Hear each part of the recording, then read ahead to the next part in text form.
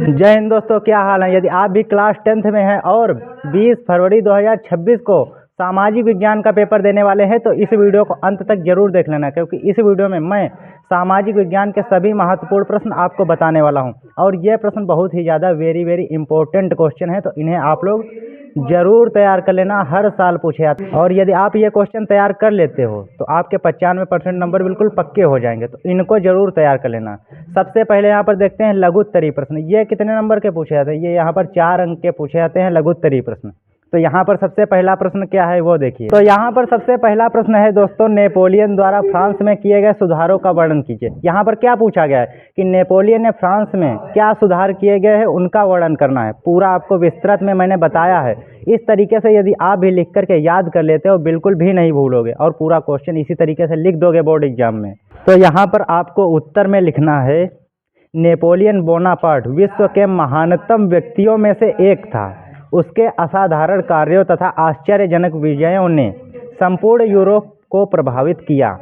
उसके प्रमुख सुधार निम्नलिखित हैं, यानी कि ये आपको पहले लिखना है। उसके बाद हेडिंग वाइज आपको आंसर लिखना है। इतना लिखने के बाद उसके प्रमुख सुधार निम्नलिखित हैं। क्या सुधार हैं? सबसे पहला सुधार है शासन संबंधी सुधार। शासन संबंधी में क्या आता है? तो यहाँ पर देखिए कि नेपोलियन की शासन व्यवस्था प्रतिभा, व्यापकता और कार्य क्षमता के सिद्धांतों पर आधारित थी। यानी कि जो नेपोलियन की शासन व्यवस्था थी वो किस पर आधारित थी? प्रतिभा, व्यापकता और कार्य क्षमता के सिद्धांतों पर आधारित थी। उसके बाद क्या लिखना है? देश की अराजकता को समाप्त करने के लिए उसने शासन का केंद्रीकरण कर दिया। किस प्रकार केंद्रीकरण कर दिया वो भी आपको यहाँ पर बताऊँगा। इसके बाद दूसरी हेडिंग क्या लिखनी है, यहाँ पर देखिए।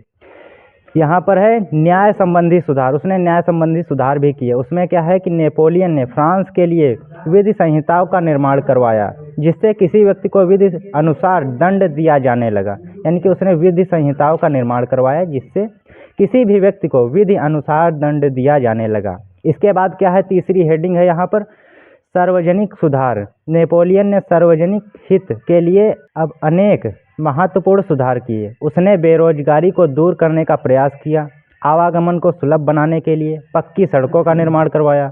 इतना आपको सार्वजनिक सुधार हेडिंग में लिखना है। इसके बाद क्या है, चौथी हेडिंग यहाँ पर देख सकते हो दोस्तों, आर्थिक सुधार। आर्थिक सुधार में नेपोलियन ने क्या सुधार करवाया? नेपोलियन ने पेरिस में बैंक ऑफ फ्रांस की स्थापना की, मादक द्रव्यों, नमक आदि पर कर लगाया, मजदूरों का वेतन निश्चित किया, चोरबाजारी, सट्टेबाजी, मुनाफाखोरी को समाप्त कर दिया।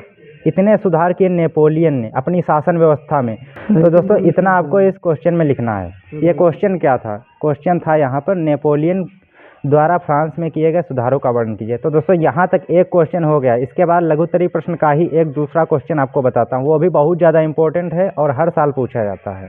अब दोस्तों यहाँ पर देखिए दूसरा प्रश्न। दूसरा प्रश्न क्या है कि जर्मनी के एकीकरण की प्रक्रिया का वर्णन कीजिए। यानी कि जो जर्मनी के एकीकरण की प्रक्रिया हुई थी उसका पूरा वर्णन करना है आपको यहाँ पर। ये भी क्वेश्चन जो है आपका, ये भी 4 नंबर का पूछा जाएगा आपके बोर्ड एग्जाम में। जरूर पूछा जाएगा, हर साल पूछा जाता है, इस बार भी पूछा जाएगा। जरूर तैयार कर लीजिए इसे, बहुत ही ज़्यादा वेरी इंपॉर्टेंट क्वेश्चन है। तो यहाँ पर देखिए दोस्तों उत्तर में आपको क्या लिखना है। मध्य वर्गीय जर्मन लोगों में राष्ट्रवादी भावनाएं अत्यंत प्रबल थीं। इन लोगों ने 1848 ईस्वी में जर्मनी के विभिन्न क्षेत्रों को एकता के सूत्र में बांधकर एक निर्वाचित संसद के माध्यम से शासित राष्ट्र बनाने का प्रयास किया, लेकिन राजशाही एवं सैन्य शक्ति ने इसका दमन किया।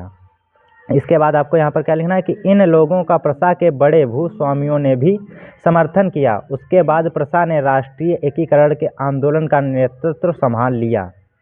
उसके बाद क्या है यहाँ पर कि मुख्यमंत्री ऑटोआन बिस्मार्क इस प्रक्रिया का जनक था। यानी कि जो ये प्रक्रिया हुई थी उसका जनक कौन था? मुख्यमंत्री ऑटोआन बिस्मार्क। इसके बाद क्या है यहाँ पर, इसके बाद लिखना है आपको, बिस्मार्क ने प्रशा की सेना और नौकरशाही की मदद ली। 7 वर्ष के दौरान ऑस्ट्रिया, डेनमार्क और फ्रांस के 3 युद्धों में प्रशा की जीत हुई और एकीकरण की प्रक्रिया पूर्ण हुई। अब इसके बाद क्या लिखना है यहाँ पर, 1871 ईस्वी में विलियम प्रथम को जर्मनी का राजा बनाया गया। यानी कि 1871 ईस्वी में विलियम प्रथम को, ये नाम आपको याद रखना है कि विलियम प्रथम को जर्मनी का राजा बनाया गया। ये भी 4 नंबर का क्वेश्चन था। इतना ही आपको लिखना है इसमें, जर्मनी के एकीकरण में। यह भी क्वेश्चन हो गया। इसके बाद देखते हैं दीर्घ उत्तरीय प्रश्न। अब इसके बाद दोस्तों यहाँ पर देखिए सभी महत्वपूर्ण प्रश्न हैं दीर्घ उत्तरीय के। अब दीर्घ उत्तरीय आपके 6 अंक के पूछे जाते हैं दीर्घ उत्तरीय प्रश्न। और ये जो क्वेश्चन आपको बताने वाला हूँ बहुत ही ज़्यादा वेरी इंपॉर्टेंट क्वेश्चन है, इसे आप जरूर तैयार कर लेना। तो यहाँ पर देखिए प्रश्न क्या है कि यूरोप में राष्ट्रवाद के उदय के कारणों की समीक्षा करें, यानी कि जो यूरोप राष्ट्रवाद का उदय हुआ था उसके कारणों की समीक्षा करना है, यानी कि उसके कारणों को बताना है आपको। उत्तर में क्या लिखोगे, यहाँ पर वो देखिए कि उत्तर में आपको क्या लिखना है। 19वीं शताब्दी के दौरान राष्ट्रवाद एक शक्ति के रूप में उभरा जिसने यूरोप के वंश साम्राज्यों के स्थान पर देश और राज्य के उदय का नेतृत्व किया। फ्रांसीसी क्रांति ने आधुनिक राष्ट्रवाद का मार्ग प्रशस्त किया, यानी कि जो फ्रांसीसी क्रांति थी उसने आधुनिक राष्ट्रवाद का मार्ग प्रशस्त किया था। इसके बाद क्या है दोस्तों कि फ्रांसीसी क्रांति ने पुराने राजशाही आदेश पर सवाल उठाया और एक लोकप्रिय राष्ट्रवाद को प्रोत्साहित किया। इसने सभी नागरिकों के लिए एक समान कानून के साथ एक केंद्रीकृत प्रशासनिक प्रणाली की शुरुआत की। अब इसके बाद क्या लिखना है, इसके बाद है यहाँ पर जर्मन, इटली और स्विट्जरलैंड 18वीं शताब्दी के मध्य राजशाहियों, डचियों और कैंटनों में विभाजित थे, जिनके शासकों ने अपने स्वायत्त प्रदेशों का निर्माण किया था। उन्होंने एक सामाजिक पहचान या आम संस्कृति साझा नहीं की। कुछ महत्वपूर्ण कारकों ने राष्ट्रवाद को जन्म दिया जो निम्नलिखित हैं, यानी कि यहाँ पर आपको महत्वपूर्ण क्या है, कुछ महत्वपूर्ण कारकों ने राष्ट्रवाद को जन्म दिया जो कि निम्नलिखित हैं। वो कारक कौन कौन से हैं, यहाँ पर पॉइंट बना करके आपको लिखना है। पहला पॉइंट क्या है, नए मध्यम वर्ग का उदय, और दूसरा है उदारवाद की विचारधारा का प्रसार, तीसरा है रूढ़िवाद की नई भावना और वियना की संधि। वियना की संधि भी बहुत ज़्यादा इम्पोर्टेंट है दोस्तों। इसके बाद चौथा पॉइंट क्या है, क्रांतिकारियों का उदय। अब ये 4 पॉइंट हो गए। इसके बाद क्या है यहाँ पर, इसके बाद है यहाँ पर राष्ट्रवाद के विकास में संस्कृत ने भी महत्वपूर्ण योगदान दिया। कला, कविता, कहानियाँ और संगीत ने राष्ट्रवादी भावनाओं को व्यक्त करने और आकार देने में सहायता की। यह जो था दोस्तों वो यूरोप में राष्ट्रवाद के उदय के कारण थे कि किस कारण से राष्ट्रवाद का उदय हुआ यूरोप में। और दोस्तों ये जो क्वेश्चन है आपका 6 नंबर का आता है और वेरी इंपॉर्टेंट है, इसे आप लोग ज़रूर तैयार कर लेना, बहुत ज़्यादा इम्पोर्टेंट क्वेश्चन है। तो चलिए दोस्तों इतने ही थे हमारे लघु उत्तरीय प्रश्न और दीर्घ उत्तरीय प्रश्न, जिन्हें आप तैयार कर लेना, बहुत ज़्यादा इम्पोर्टेंट है। तो चलिए मिलते हैं आपसे किसी और नेक्स्ट वीडियो में, तब तक के लिए जय हिंद।